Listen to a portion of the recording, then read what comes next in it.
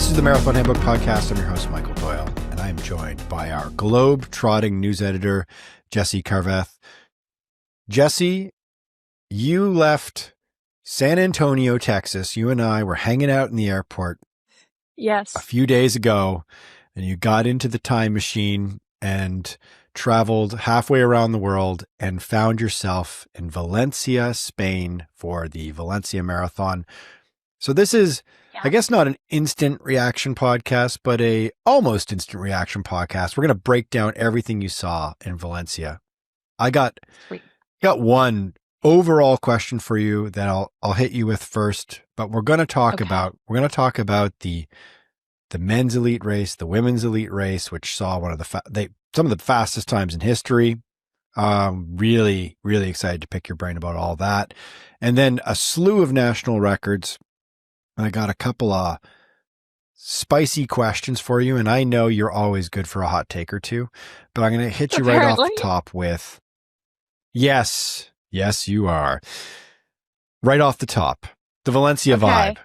I think the Valencia Marathon for North Americans in particular, you've spent a lot of time in Spain in the last few years, but for North Americans, Valencia is sort of this enigmatic race. It's known as being really fast, and it's a big race, and it's kind of like one of the best races that's not a major.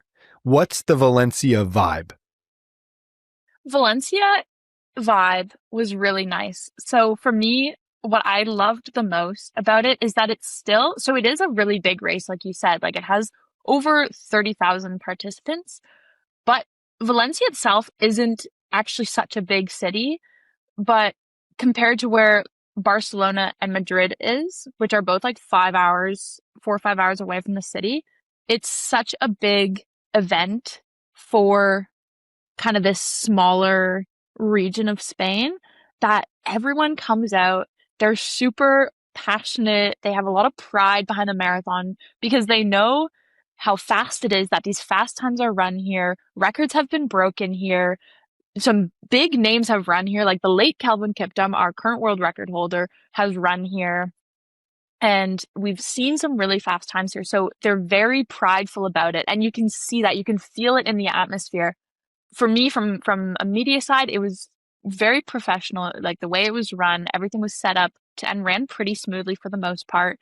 And the venue itself, they pick a really beautiful venue where the start and the finish are. It's picturesque. The course is super well thought out. So you can just tell that there's so much pride in this kind of small city, big town marathon. And that's really what the vibe was. Everyone's on the side of the streets cheering their runners on. It's a big race for the Spanish. It's mostly Spanish runners here. There are some other like Europeans, but mostly Spanish. And you can feel how excited they are to be racing, or for fans to be watching. The sides of the roads are packed, everyone yelling, "Venga, venga, venga." That's what you hear in Spain. And it's just such a prideful vibe. And that's what I really loved. Why is this race so fast? Like, I mean, is it just the course? Is it the lack of elevation? Is it the temperature? Is it just that it's developed this reputation? So fast breeds fast. What is it about Valencia now that you've been on the ground covering the race, watched the whole thing go down? Like, why is this considered one of the fastest races on earth? Well, I think it's a combination of all of those things you said, but a big part of it is the course itself. Valencia is pan flat. For all the Spanish mountains around, Valencia is pan flat.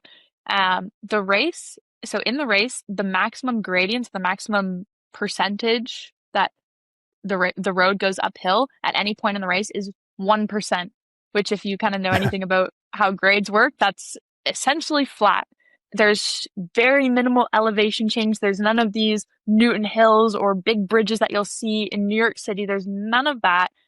And then also, there's not a lot of turns. And the turns that are there, they're not like super sharp U-y turns where you're almost essentially stopping to get around the corner. So you can really maintain your pace the entire race. And that's what makes that course super fast. It was really well designed, and it was designed to be fast. These corners that they chose are really purposeful.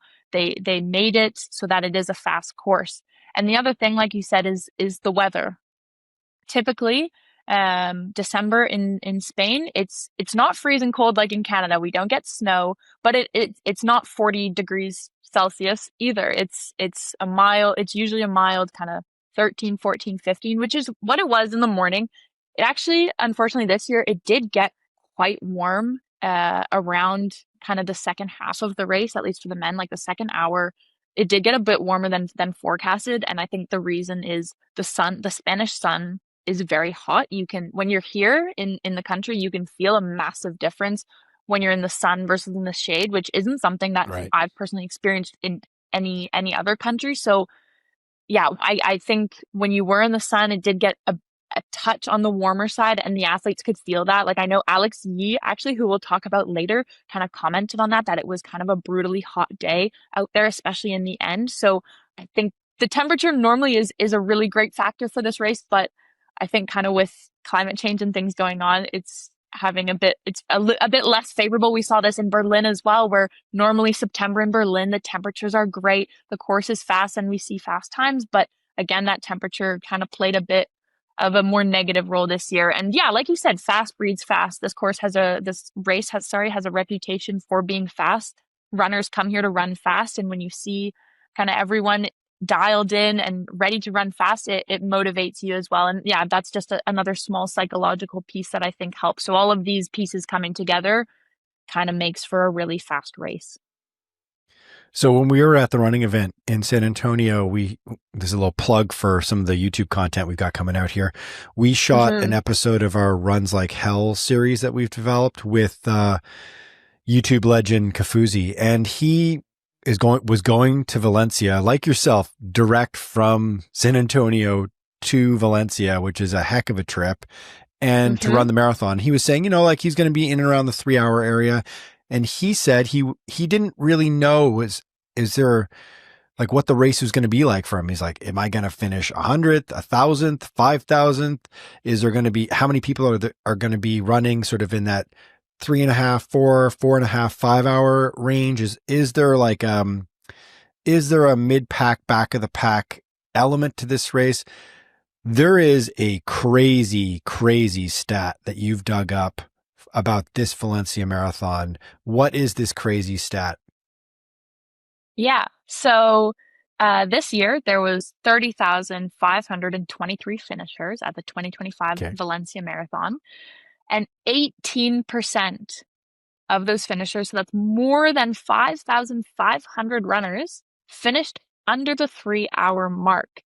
So we're going to compare this to, yeah, that's really impressive. And if we compare that to the 2025 Boston Marathon, so the Boston Marathon, as everyone knows, requires a fast qualifying time to get in. Yes. And this year, 16.5% of Boston's finishers, so that's 4,683 out of 28,409, ran under 3 hours. So don't get me wrong, the Boston course is a bit more challenging than Valencia, but Valencia is an open race where you're not required to have that qualifying time, and saw significantly more, almost 1,000 more sub 3-hour finishers than Boston. So yeah, it's a fast race. It's probably safe to say that, like, based on course, weather, the gradualness of the turns themselves, the gradient or lack thereof of elevation, and the fact that you've got this gigantic 30,000+ field of people that are all trying to run quickly for the most part. This Valencia is, let's say it's pretty inarguable. It's the fastest marathon in the world. Actually, I think there is a stat out there I saw somewhere. For the men, it is technically the 4th fastest. And for women, it was the 3rd fastest. But if we're looking overall in general, I would definitely, if you're kind of an everyday runner, I would definitely say it is the fastest. If you as a runner want to set a personal best, Valencia should be on your bucket list. Yeah, if you're in the hunt for that sub 3-hour marathon, Valencia sounds like an obvious place to go, to be with 5,000 or so of your cohort. I'm going to ask you later. We'll put a pin on this for now, but it leads to my question of is Valencia World Marathon Major worthy, in your opinion, after you've been on the ground covering this race? That's been a hotly debated issue in the last couple of years, especially since Sydney, and now it's looking like Cape Town is on the verge of becoming a World Marathon Major, and it just feels like Valencia is like the best of the rest. I want to pick your brain about that, but we'll put a pin on that. We'll get to that at the end. First, let's take a quick break, and when we come back, let's break down the men's and the women's elite races because they were absolutely bananas. We will be right back. So last January, 2 weeks before the Houston Half Marathon, my coach made me do what he called the impossible workout. 30 minutes at threshold pace, followed by 1 kilometer of kicking, even faster. All of it at half marathon pace, which for me is about 4:56 per mile. You had to slide that one in there, didn't you, sir? My point is that running on frozen roads near my house in Toronto to do this workout sounded daunting, and going to some gym and running on a regular treadmill sounded even worse. Luckily, Michael had a Wahoo Kickr Run treadmill stashed in his home in northern Toronto, and so I took advantage of that last winter. So that's why you kept coming over to my house all the time. I mean, I also came for the company. Sure. And mainly for the Kickr Run's Run Free mode, where the treadmill uses sensors to adjust its carpet speed so that it can respond to your running speed in real time. So it responds to you, and not the other way around. Now that was helpful for the workout's kick portion, so I could accelerate naturally without having to worry about pressing buttons all the time. The treadmill also comes with the lateral tilt feature, which will simulate the angles of running on a natural terrain. So every step is not the same, which is a good thing. And it's kind of like if you're running outdoors. And bonus, the Kickr Run connects with a laundry list of third-party apps, including Strava, the Wahoo Run app, and Zwift, so you can run free in Watopia. It's quiet, simple, and effective. The treadmill follows you and not the other way around. It's available in the US, the UK, Germany, and Austria. And now you can get a free Headwind smart fan worth $319 when you order the Kickr Run from Wahoo Fitness using the promo code MHRUN. That's all one word, MHRUN. Take our word for it, as well as the professional athletes that use it, including ultra runner David Roche, triathlete Chelsea Sodero, Olympic gold medalist Cole Hawker. And now, me!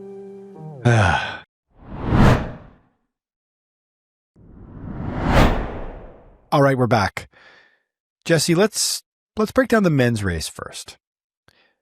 I think this race kind of was lacking sizzle until just a couple of weeks ago, and John Korir decided, you know what? I'm not done for the year.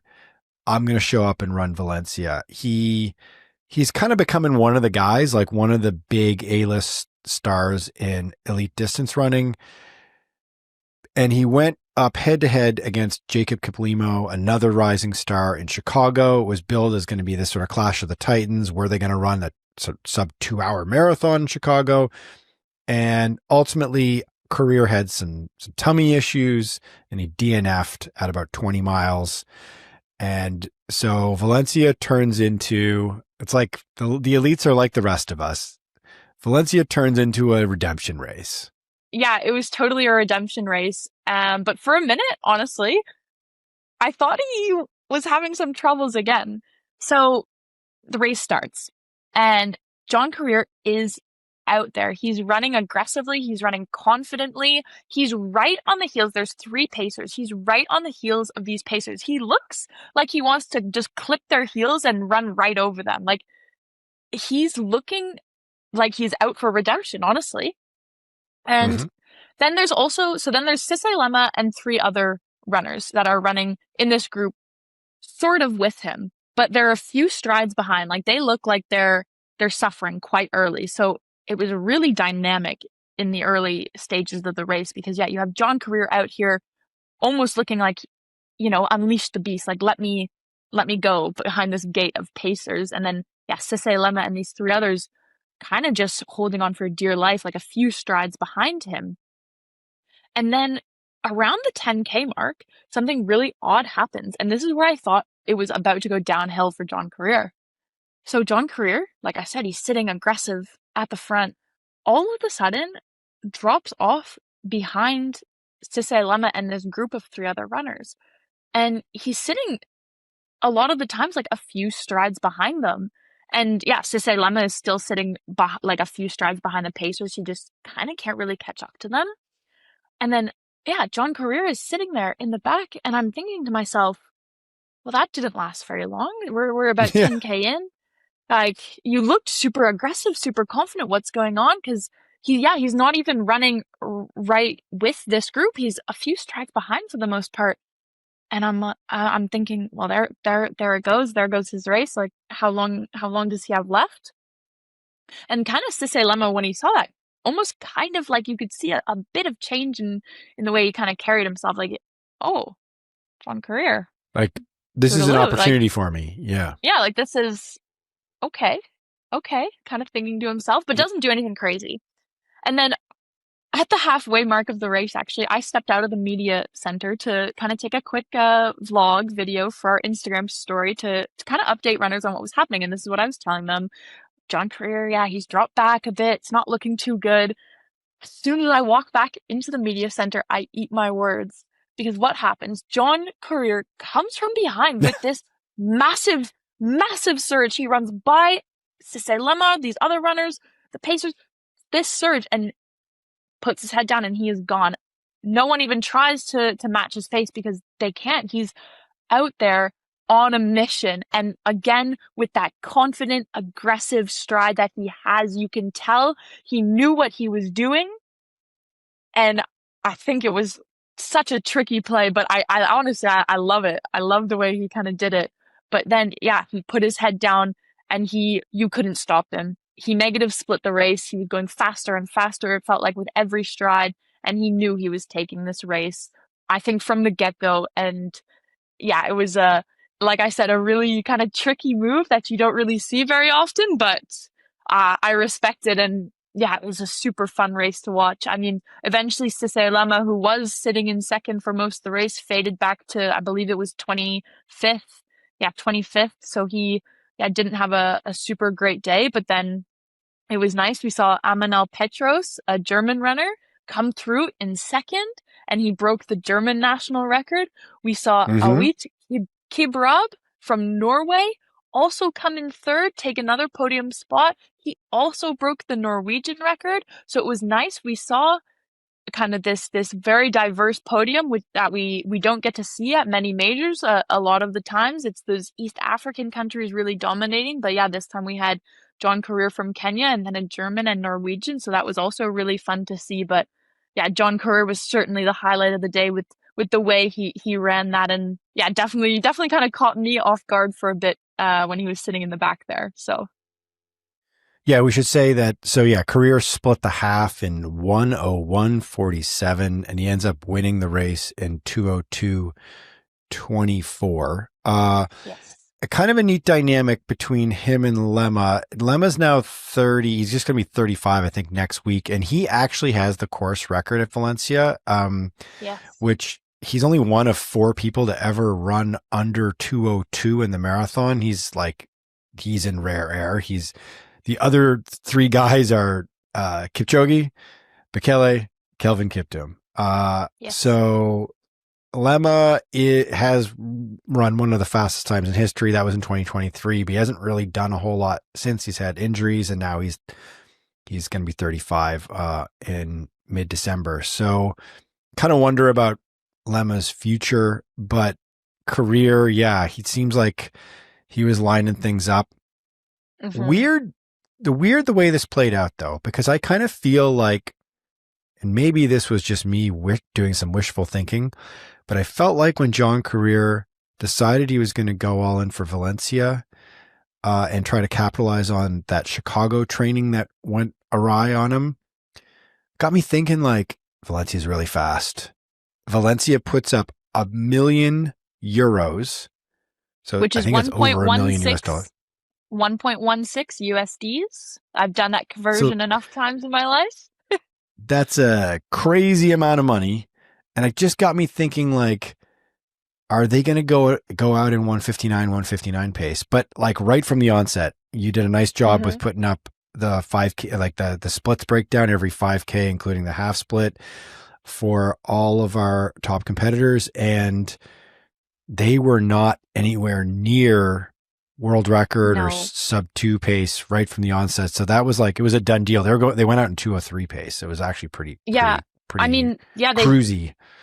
they didn't even go out in course record pace, which you would think, because there's also a bonus for course record, but they didn't even go out in course record pace. I think maybe had they gone out a bit faster with the way John Korir really ran aggressively and negative split that, I think there may have been a potential for him to break the course record at least. But with the pace that they went out, a bit we can say more leisurely for them, not for any of us, but for them a bit on the more leisurely side. Yeah, then there wasn't a chance, especially, he made his move just after halfway. So that's not a lot of, realistically, that's not a lot of time to make up when you have less than half of the marathon left. So I knew the course record kind of wasn't on the line either, but yeah, the way he raced, to watch him race was super exciting. I mean, and it was a personal best for him. And a 50-second negative split. And John Korir, when he runs well, runs pretty impressive negative splits. That's how he won Chicago in 2024 with a pretty amazing negative split. I think he ran sub 60 minutes for the second half of the Chicago Marathon, which I think is only the second time in history that was ever done. So he's won Chicago now, he's won Boston, and now he's won Valencia, which is not a major, but kind of, the best of the rest, one of the top titles in global marathoning. So for the year, he has the third fastest time. Second fastest time, Jacob Kiplimo in Chicago, 1 second faster than Korir. I wonder if that's just digging a hole in Korir's brain now that he realizes that, because I wonder if those two guys like each other, because they were duking it out in Chicago, and you always wonder if it's like, if there's camaraderie and a good dynamic, or if there's this sort of like rival competitiveness to them, or both. But I mean, honestly, after kind of meeting John Korir, he doesn't give me the kind of vibe that he could have beef with anyone. He's serious, but he's just very in his own lane, minding his own business. I can't see him having beef with anyone, really. Yeah, he's a pretty reserved character. Yeah. He's well spoken. He's got points of view. He's got opinions. He's got a lot of self-confidence. I asked him in Chicago who he thought was going to win the Chicago Marathon before the race, and he said, "I'm going to win the Chicago Marathon," which I liked. That's not something every marathoner, every elite marathoner is going to say. But I like that confidence. But yeah, he's a pretty reserved guy. So he runs 1 second slower than Kiplimo, fastest marathon of the year. I'm obviously there's a few weeks left in 2025, but I don't think you're going to get a marathon faster than Sebastian Sauer's Berlin 2:02:16, which in retrospect is just growing in legend status because of the weather, the heat in Berlin. That's an incredible performance. And now it's I would say, hands down the marathon performance of the year, at least on the men's side. We'll get to the women's race in a second here, which produced a more sort of jaw-dropping winning result. Question for you here. I just listed off Sebastian Sauer, who won London and Berlin this year. Jacob Kiplimo, who is very young. He's 25 years old. And then John Korir, who has now won Boston, Chicago, and Valencia, and run really strong races in each of those races. So Korir's 29, Kiplimo's 25, Sauer is 29 as well. It feels like we now have, in this, I'm going to say it, this post-Kipchoge era, feels like we've now got three clear guys on the men's side that are big names, that can win big races, and that can run really fast. I want you to rank them in order of power rank them. Oh.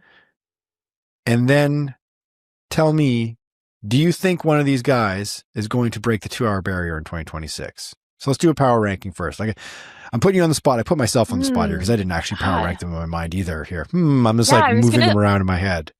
I was going to say, I wasn't prepared for a power ranking, but I think at the top, you have to have Sebastian Sawe, 100%. Yeah.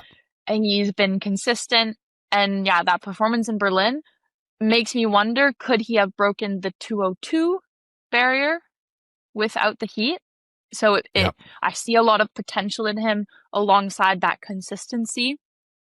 I guess second and third makes me kind of go back and forth.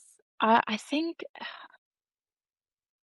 it's hard to say, because what impresses me about John Korir is that he's won Boston and now he's also won Valencia, which are two completely different races. Completely different. Boston is a tough, gritty course, whereas Valencia is fast and flat, and you have to be very smart with your pacing.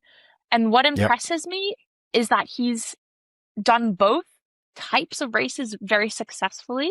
He's, like I said, has won on both types. So that shows me he's a very versatile runner.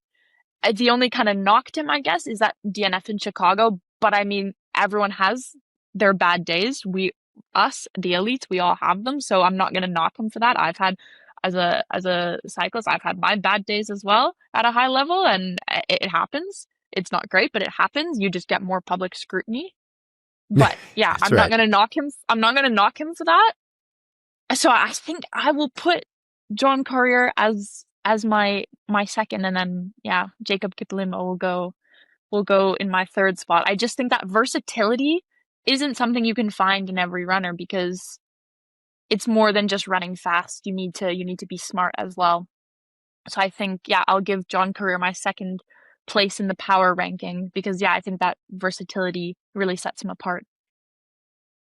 I will say, I've got Sawe far and away the top runner in the world right now on the men's side. I think Kiplimo is second for me, and Korir is a close third. And I think the reason why is because if you'll think back to Chicago, Kiplimo and Korir went out in this insane suicide pace. Like, they went out in like well under 2 hour pace. And they went out hot. Very, very hot. And which bodes well for the future of the sub 2 hour attempt, because they at least kind of dipped their toes in it for a while and sort of did a little temperature check until their hands started to boil, or their feet started to boil, rather, if we're going to maintain the foot metaphor here. But Kiplimo ended up surviving that suicide pace in the first half and pulling off the second fastest marathon of the year, where Korir, his stomach flipped on him and wasn't able to finish. So I think I give Kiplimo, and also age. He's 25 years old, so he's got so much more, I think, room to grow here than these other two guys do. Although these other two guys are still pretty young at 29. So, and Sawe in particular is a late bloomer. So endurance athletes do peak later in life. They can, exactly. They do. So, do you think one of these three guys is going to break 2 hours in 2026? They certainly are going to be going after it. You got to think they're going to go after it. Now, Michael, we had this discussion also at our brunch in the airport, and I dropped this bombshell over our French fries. That's right. You were eating French fries in the San Antonio airport while we were waiting for my flight to get canceled. And yes, and you're like, you know what? Yeah, I dropped the bombshell. I literally said that. I said, Michael, I have a hot take, because I've had hot takes all week. I don't think there is anyone that we know of right now on the planet. I mean, maybe, like I said, in the hot take, there maybe is someone we don't know in existence in Kenya or Ethiopia or somewhere in the world. But the runners we have on tap right now that are racing, none of them will break 2 hours. None of them. I don't believe it. Wow. Absolutely not. And here's why. We need to look at this. And I compared this to, in cycling, Tadej Pogačar. He is far and away the greatest cyclist on earth. And he can win a race when something goes wrong, when something doesn't go wrong. He wins them on his own. He can win in any way, shape, or form. He is a generational talent. We had Kelvin Kiptum. We had Eliud Kipchoge. Those are two different generations. They were generational talents. Okay. Good point. I don't think we have another generational talent right now. Maybe there's an up and comer, a young junior or someone that maybe in the future will be, but right now, 2026, I don't think we'll see it because we don't have that generational talent. For these guys, it feels like for them to be at their best, everything needs to be kind of perfect. And even then, it still likely won't happen. There's something special about Kelvin Kiptum. There's something special about Eliud Kipchoge that goes beyond, all the data that you can pull, beyond the super shoes, beyond this and that. It's just being that generational talent, being that once in a lifetime. I mean, not once in a lifetime, but once in a blue moon type of runner. It's just something special that they have in their physiology, in their genes. There's something special, and we don't have another one of those right now. Right. Your point was Kelvin Kiptum was the generational talent, and he died. Kelvin Kiptum, I would have said, I believe it. I fully believe he could have done it. And I still remember, and I told you this in the airport as well, that morning that you messaged me when I woke up, because we're in different time zones. So I woke up to the news that Kelvin Kiptum had passed away. And I thought almost right away, we don't have a sub 2 hour marathoner in the world anymore. We won't see it. We won't see it. Or at least for quite a long time. That was one of the first thoughts, because I truly believe he could have done it. And I don't, because from the get-go of his marathoning career, you could see he had something special. You could see it, you could feel it, and you knew he was the one. I don't feel that with anyone else. I think we have some really, really big talents right now, but I don't think we have a sub 2 hour talent on our roster right now. Yeah, he would have been 26 last week. And so he would have been 1 year older than Jacob Kiplimo. So he was indeed the generational talent you speak of. Okay. Let's dig into, before we take a break and go into the women's races, which, speaking of all-time performances, we've got one of those. Kind of probably the lead story. We're like burying the lead here, but good podcasting. You plant the best deep into the podcast so the audience sticks around. Before we move away from the men, there was a crazy number of national and area records. Like, this was like National Record Day, the Valencia Marathon. What do you think? Okay, I want to hear how many records were broken, and then what do you think the standout non-John Korir performance was on the day? For men or for women? For men. Okay. Well, can I give you all the records, and then I'll give you? You can give me all. Yeah, give me the men and the women's record. Because I have them all listed together. Okay, so we have a new German men's national record, which was Amanal Petros. He came second, 2:04:03. We have Wahoo Kickr Run, who set a Norwegian men's national record. He came third. He ran 2:04:24. We have, this one was very impressive. We have Suguru Osako, who ran 2:04:55. He came fourth. He ran the Japanese men's national record. And I will say, when he crossed the line, he was so excited. You could just feel the energy from him. He knew he did something big there. So that was for the men. And for the women, he broke that record. We should say he broke that record by 1 second, which is nuts. So it was a close call, but and running is everything in Japan. So, I mean, he's a long-standing Nike athlete. He's had the Japanese record in the past, but then lost it. So this was obviously a huge deal for him. Okay, sorry, carrying on. Yeah, no problem. Then we go to the women. We have Chloe Herbiet. I think that's how you say it. 2:20:38. That's a Belgian women's national record. She also placed third. And then we had Alyssa Vainio, 2:20:48, which is a Finnish national record, but it's also a Nordic marathon record. So that's all the Scandinavian countries. So Denmark, Finland, Sweden, and Norway. Those are our 4 Scandi countries. So that's also the fastest from those. And then Jess Stenson, so that's 2:21:25. That's an Australian women's record. And then Natasha Wilson ran 2:24:22, which is a Welsh women's record. So Wales is a that's a small country in the United Kingdom. Not to be confused with England. Right. And no one ever would. The Welsh were like, no, we are our own thing. You can't do that. Exactly. They're very prideful and passionate. So those were kind of our national and I guess Nordic records for the day. Now my men's performance of the day, is that what you wanted next? Okay. Yeah, because we'll keep the women's performance of the day when we break down the women's races. Perfect. Okay, so my men's performance of the day goes to Alex Yee. And you didn't mention Alex Yee.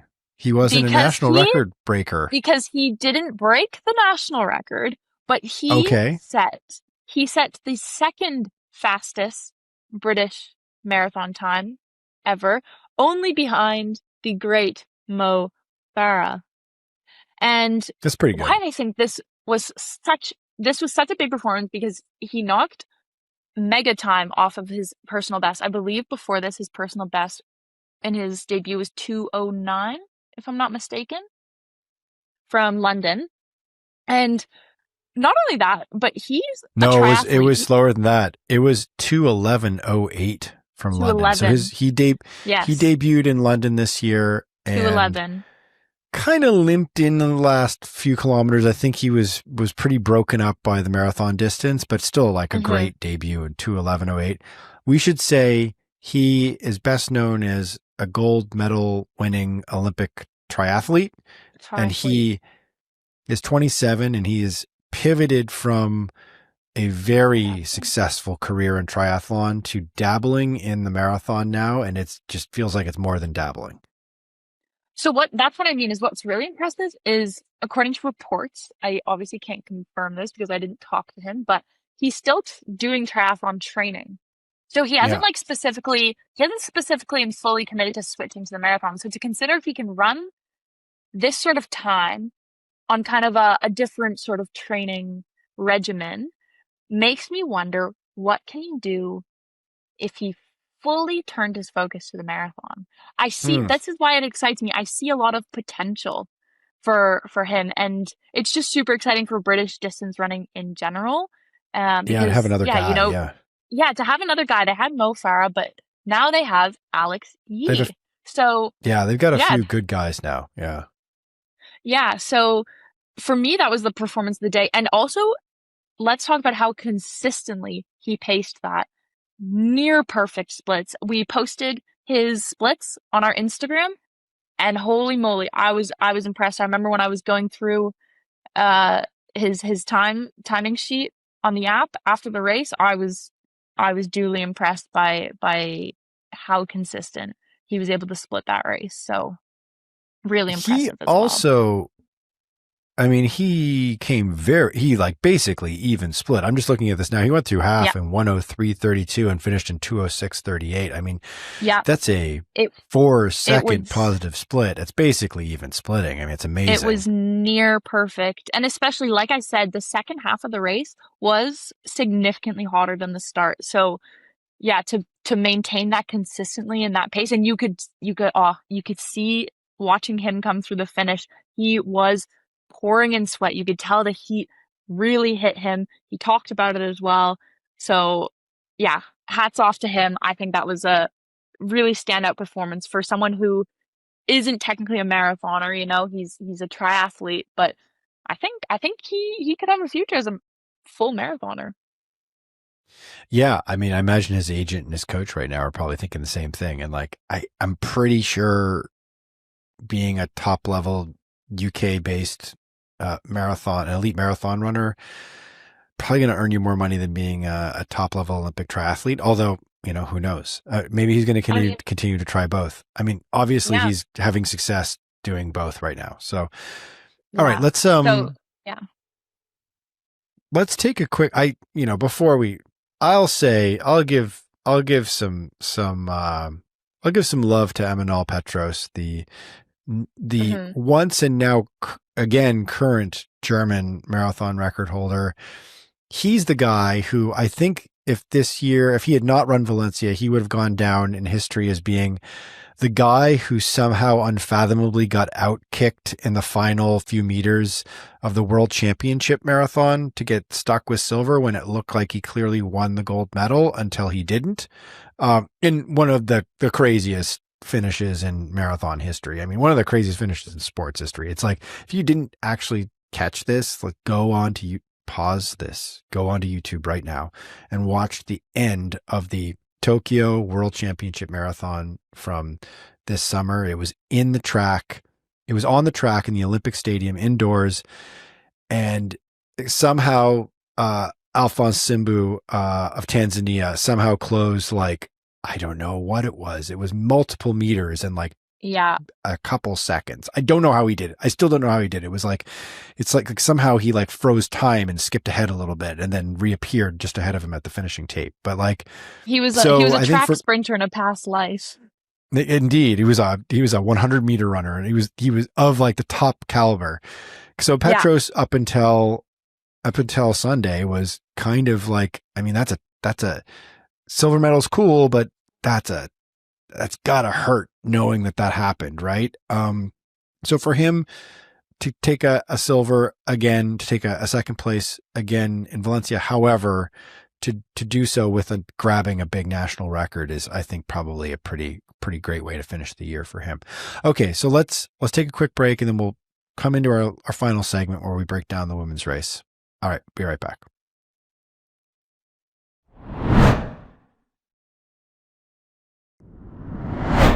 All right, we're back. The women's race, I think coming into it, there was a lot more sizzle with the women's race. You had two A-list stars coming in. You had Joyciline Jepkosgei and Jepchirchir. Jepchirchir coming off of, speaking of sprint finishes, winning the world championships. She won the gold medal in the world championships at the very end of the summertime. So she's coming in with a lot of confidence, but also having raced a marathon just a few months before. And Joyciline Jepkosgei, she'd won London and she'd won New York, but it's been like 4 or 5 years since she's performed in a winning way. So she won 2019 New York City Marathon, and she won the 2021 London Marathon. And also, we should say, we're recording this on Monday, the day after the race. She turned 32 today, so that's a nice way to celebrate your birthday. Is, spoiler alert, she won. So let's talk about how that race went down. Walk me through this sort of the clash of the titans between these two. Yeah. So the women's race kind of started out the way I've seen most women's races start out. There's kind of a bigger group of them all together. And then there's a bit of shambles when some of the kind of open men, the fast open men, so they're all set in waves and it's the fast ones that start. The fast open men kind of come through and get a bit mixed up in the race. And I think that threw some of the women off and whatnot. And so the screen was kind of cutting back and forth from the men's and women's race. And then in the end, we just see Joyciline Jepkosgei and Jepchirchir, just them together. They've kind of lost their pacers. They've lost the rest of the group. They're a bit in no man's land, so it's kind of weird what's happening. They lost their pacers. They kind of lost their pacers for a minute. Yeah, they weren't with them, but eventually they all find themselves. We didn't see how they found themselves because they didn't kind of show that on the screen, but eventually they cut back to the women's race, and it's Jepkosgei and Jepchirchir. This is about 10-15K in with their pacers, running stride for stride. In sync, Joyciline Jepkosgei has an Asics pacer, Jepchirchir has an Adidas pacer. They're there kind of with their own people, in their own lane, stride by stride. Then, towards after the halfway mark, Jepchirchir kind of starts to throw in kind of these surges that she's a bit known for, I'd say. She is kind of a championship style racer. So we kind of see her throwing in these surges, these significant surges to test Jepkosgei.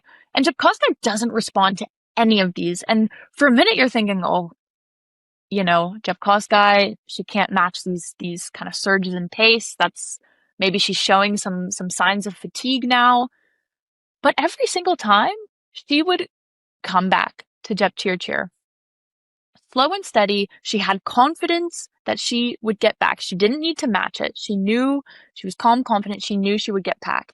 And yeah, like I said, Jepchirchir tried that maybe 2 or 3 times. And then eventually, this was after the 35K mark, Jepkosgei just slowly kind of increases her pace and starts building a gap to Jepchirchir. And Jepchirchir, I think, because of all of these surges that she's put in, because they take some effort, she just couldn't hold that pace anymore. And Jepkosgei didn't build this big gap right away. It was just slow and steady, just pulled away from her. And that was the rest of the race. She just was calm, confident, and very sure of what she was doing, which was really nice to see. She wasn't anxious. She wasn't thrown off by anyone around her. So yeah, she was a very confident racer that day. And yeah, came through to win in a course record by nearly a minute, 58 seconds in 2:14 flat. That's a personal best for her by almost 2.5 minutes. Her PB before was 2:16.24, I want to say. And yeah, so it was a massive day for her, really impressive. Yeah, she ran 2:16.24 in London in 2024, so last year. So that's a big jump for her, but she's been around the scene for a long time. I was actually surprised to see that she's only turned 32 today, because it feels like she's been in the game for a long time, and won New York when she was about 25 years old. So this is, Valencia is not a major, but it is a big win for an elite athlete. And it's a big win for her, especially going head to head with Perez Jepchirchir. Like, let's just take a snapshot of Perez's career thus far. She's got the women's only world record. So last year in London, in 2024, she ran 2:16.16, and that was a women's only world record at the time, and also her personal best at the time. She finishes second place. She ran yesterday now. She ran 2:14.43. So she took a big jump there as well, but her career, it's like one of the all-time careers. She's world half marathon champ 3 times in her career. So she's very good at the half marathon. She's got wheels. Yes. She won the Olympic gold medal in the marathon in 2021 in Tokyo. A really tough Olympic gold medal to win in 2021. The conditions were awful, and also it was right in peak COVID. And she won New York in 2021, she won Boston in 2022, and she won London in 2024. And then she won the world championship gold medal in the marathon this summer as well. So she has got 3 major titles, an Olympic gold and a world championship gold in the marathon, which just puts her in GOAT status. So she's up there. She's right up there, right? So it's a big win for Jepkosgei to beat Jepchirchir in this moment for sure. Question for you. So we had Emma Bates and Keira D'Amato of the United States both going over to try to run fast, presumably. And what happened with the American women? They were about nowhere to be seen throughout. Just about. All of the race. Yeah, Emma Bates finished 13th in 2:25.51. Keira D'Amato finished 21st in. Yeah, Keira D'Amato finished 21st in 2:28.14. I know you want to give a shout out to your other North American who actually finished. We'll get to that in a second. Let's get to that in a second. Okay. We'll put a pin on that in a second, because that could be the standout performance of the day besides the top 2 women in this field. That's yours. It's a hot take yours, on my not part, mine. but okay, well, we'll get into this in a second. But like Bates, I'm staring at this one. She's run 2:22.10 from Boston a couple of years ago. A6 athlete, 2:25.51 is good. It's a good performance. I think it's tough to finish even in the top 10 in a race like Valencia with so much depth. But I think you go to Valencia for a breakthrough, right? Yeah. So I imagine she was wanting more out of this performance. We don't know the details of, how the build went, how the training went, but obviously probably disappointing. It's probably just a slightly disappointing day for her, although 2:25 still a solid time. Kira D'Amato, 21st, 2:28. Someone who had the American record at a certain point. This is somebody who is, I believe she's over 40 now, but she just switched everything up. She's training in Utah, and I can imagine that she wanted more than 2:28 off of this one. So a tough day at the office for the American women in Valencia. I will make an argument that the best non-podium performance of the day. It's tough to say this when you see so many national records go down. Shout out to fellow Canadian and fellow 45 years young marathoner, Melinda Elmore, who finished 12th overall, top North American runner, 2:24:53.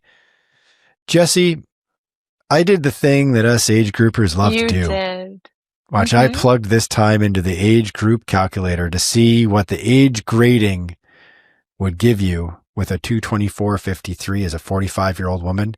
And my God, it's a fast time. It depends on which calculator you use. And it's actually tough and it kind of annoying with the different calculators that are online with age grading, because all of them are not transparent as to exactly what data they're using and how recent it is, how updated it is. So I threw it in a whole bunch of different calculators. It gave me everything from a 2:15:59 to a 2:13:38 equivalent.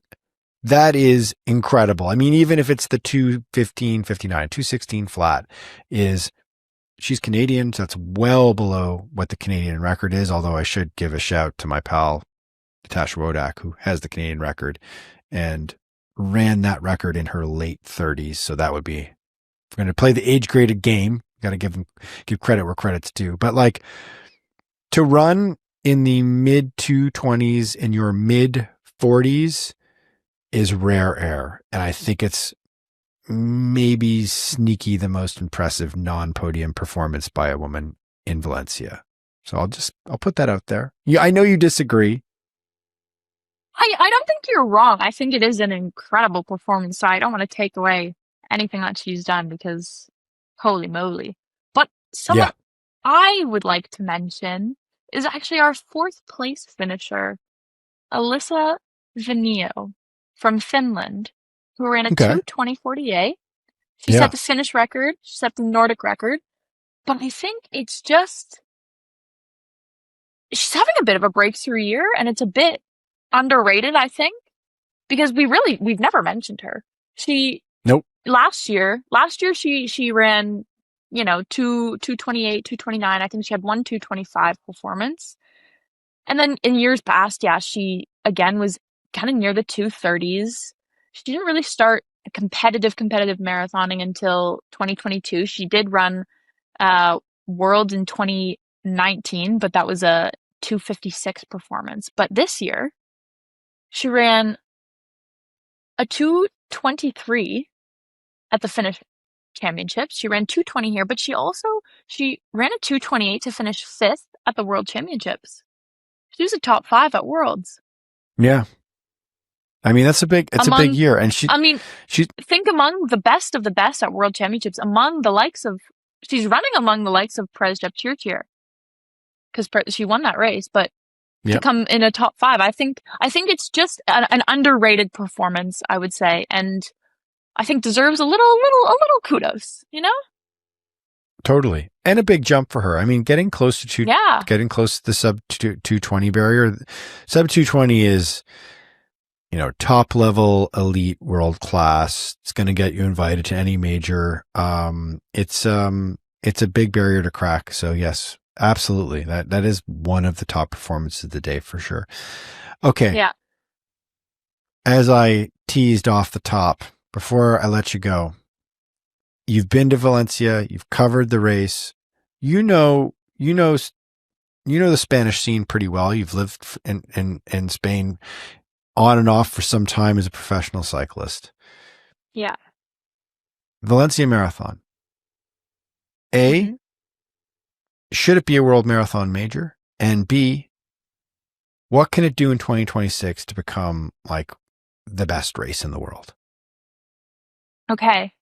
So should it be a world marathon major? Yeah. No. It feels like it is, but no, you say no. No. Okay. Why? And I have a few reasons for that. The first is I don't want to see it become a major. Because I think the majors are becoming a bit commodified. And I think this race still has something to it that makes it like a local. Valencia is massive for the Spanish, and I think the Spanish are so prideful with how many Spanish runners attended that I think kind of opening it up to the world and making it a hot commodity would take away from the authenticity of it a bit. And Valencia, I think, is so special because, like I said, these big names do come to it and they run fast times. Records have been broken here, but it's still so authentic to the Spanish here because also, like I said, Valencia is not kind of a big city in the grand scheme of things. You have Barcelona, you have Madrid, but those are 4 or 5 hours away. You have Valencia here. It's on the coast. You know, the airport itself, it's not a big airport.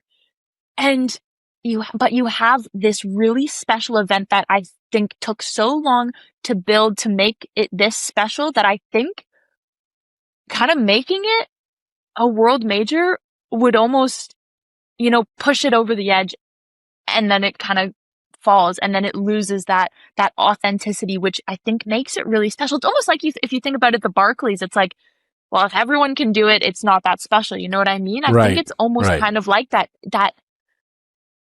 just that authenticity, the fact that it is so big, but still so small in the grand scheme of things makes Valencia. And I don't want to see it kind of get, like even the media center, it's not that big. It was tough to get into. And I think that, that's what makes it special. The fact that it is very big, but it's also not in the grand scheme of things. And I don't want to see it become a major because I think it's doing great where it is. I think we can still see big runners come to it. Kelvin Kiptum has ran there. We can still see big people run at this race. We can still see great times without it having to be under this franchise of world major marathons. It is doing its thing on its own. And I think that has something in and of itself. I think that says so much about it, that it doesn't need to be under this franchise. Yeah, that sounds like a good opinion piece for you to write. The Valencia doesn't need the world marathon majors piece. It's like it's if a you sneaky think hot about take. it's like if you think about it, it's like when you go to like the small town you grew up in, would you rather go to the Tim Hortons for, I guess, our Canadian listeners, or I guess for the Americans, would you rather go to the Dunkin' Donuts, or do you want to go to like that small diner that has still been running by the same grandma it was when you were in 3rd grade, where you got your pancakes after the dentist or something like that? Which do you want to go to, Michael? Something, I don't know. I definitely want to go get pancakes after the dentist. That's you going to be my new move now. You want to go to that small diner that is a bit different. It's not big, don't get me wrong, but it's really good. You can get Dunkins wherever you go. You can get Dunkins in New York and Chicago and Boston. I think we're wading into weird mixed metaphors, and it's like comparing the World Marathon Majors to Dunkin' Donuts, and it's like, okay, we'll leave it at that. But you understand what I mean, right? Like, your analogy quality. is good. It's like there's a vibrance and authenticity to Valencia the way it is right now, and it doesn't need the hoopla and the 6, 7, 8, however many bloody stars there are element of it for it to be great. Exactly. And for it to attract elite runners and runners who want to come and have the Valencia experience. And you think that will, I think that's a great point. I mean, marathon majors, when it becomes a marathon major, it instantaneously becomes a very hot commodity and a very desirable international race with many thousands of people flooding the ballot to try to get in from all around the world, right? So for better or for worse, I mean, it makes it a more international race, but if a big part of the charm is that it's a really important race to the local running scene and the national running scene, then yeah, obviously it gets changed when it becomes a major. That's a fair point. How does it become better? That's the take. Well, the final takeaway. Give them your like constructive criticisms. We were over at the end of the week at the running event. Our team, we were over our team dinner to close things off. We were doing 2 stars and a wish. 2 stars and a wish. Yeah. So what's the wish? Yeah. The wish. Yeah. So like I said, well, I think they did a lot great. The course is great. They have great elite athletes. The atmosphere is great. But the thing I would change, and this is probably not something many people would think to change, but the first thing I think to change is give a bit more time between the elite start and then the open start, because they're real close. And why do I say this? Because we need to respect the women's race a bit more. Okay. Because what happens when you have kind of this open corral start right so let me give some context. The way they set it up, they have the elite runners, the men and the women start at the same time, and then they have the corral, they numbered them, so there's like 1, 2, and then 3, 4, so on and so forth, and it's essentially based on the time that you project yourself running. So we have the faster runners, less fast, and it gets a bit slower as you go up. So you have the fastest open amateur runners right behind the elites, the elite men and women. And we're going to be honest, some of the open men will run the same pace, if not faster, than some of the elite women. It's just a matter of fact. It will happen. Okay. And the issue that happens is that, and I've experienced this in cycling, because a lot of the times the elite women will start right before we call it the age group men, right behind the young age group men. And our race gets ruined because of them, because they come, they infiltrate your race. They don't care. They come, they run in your group. They kind of cut you off. They run right behind you, right in front of you. And a lot of the times it's their egos a lot of the times, or they just aren't aware that the women in front of them at these races, running or cycling, but we're focusing on running here. The women at these races are professionals. This is their career. That's right. And what they're doing to say, oh, look, I ran next to Joyciline Jepkosgei to kind of get next to her or go in front of her. Oh, I'm on TV. This isn't their career. Okay. We need to separate the start of these open amateur runners, despite how talented they are. If you can run a 2:18 as an amateur, great, or whatnot. But we need to kind of separate that a bit, because it's just respect for the professionals. They're coming here as professionals. It's their career. They deserve a bit more respect and to be treated as professionals. Okay. There's a level of professionalism when you're coming to these races, when you're traveling from Kenya to come to a race in Spain, the work that goes into that, you expect to be treated like a professional. And for your race, by the organization, by the other runners around you, this isn't just to the organization, I reckon. It's also a bit to the runners themselves. Leave a bit of space. You're here to run your PB. You're not here to compete for prize money or anything like that. You're here to run your race, run your PB. You trained. Awesome. But these women are here competing, not just racing for a PB. They're competing against each other for money. So I think that is kind of where I would say we need a little more distance, a little more respect. And that's what I would change, is a bit more time between those starts. Yeah, the difference between it's your hobby and it's your job. And exactly.